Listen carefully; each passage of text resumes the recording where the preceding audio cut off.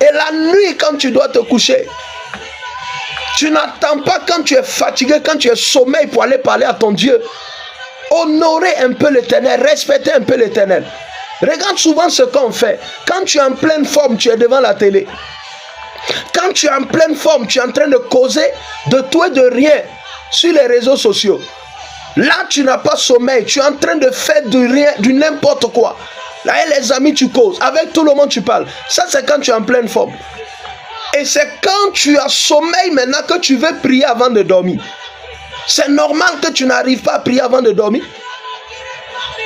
C'est normal que tu n'arrives pas, alléluia, à prier avant de dormir.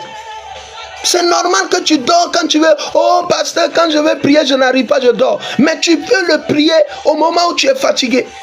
Au moment où tu déranges Dieu. La Bible dit tu ne prononceras pas le nom de l'Éternel en vain. Seigneur Jésus, et puis tu dors. Arrêtez ce comportement. Prie au moment où tu es en forme. Même à 18h, tu peux décider de prier pour la nuit.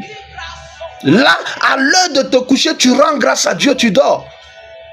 Même à 18h, à 19h, tu peux déjà faire ta prière pour la nuit. C'est une histoire de prendre des décisions et de devenir sérieux avec Dieu. Si tu es sérieux avec Dieu, Dieu sera sérieux avec toi.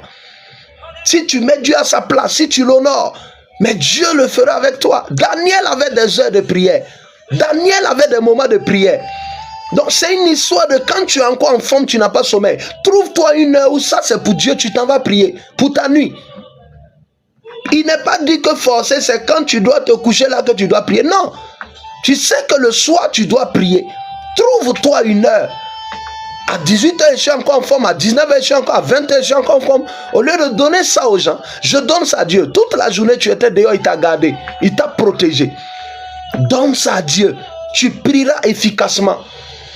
Et à l'heure de t'endormir, tu rends grâce à Dieu, tu dors. Alléluia.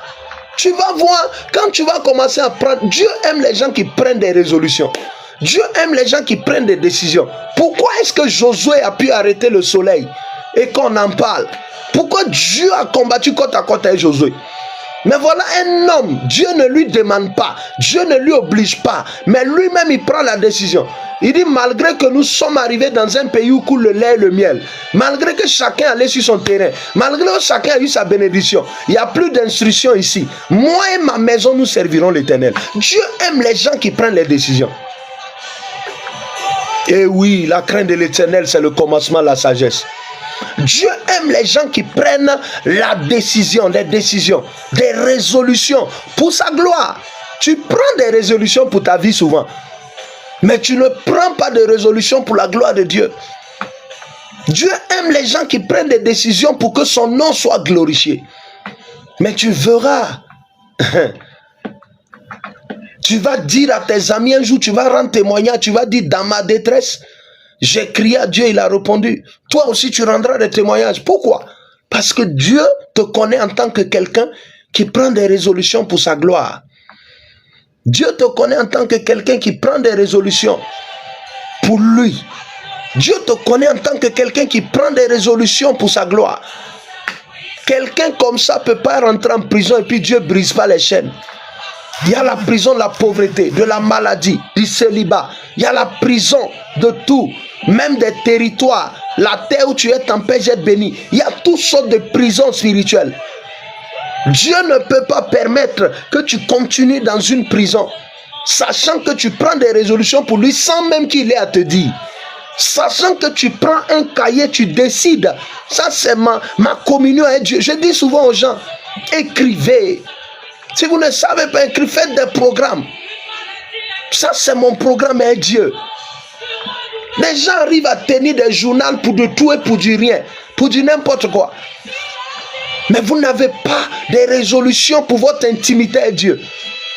Dieu m'a dit ça tel jour. Est-ce que tu as écrit?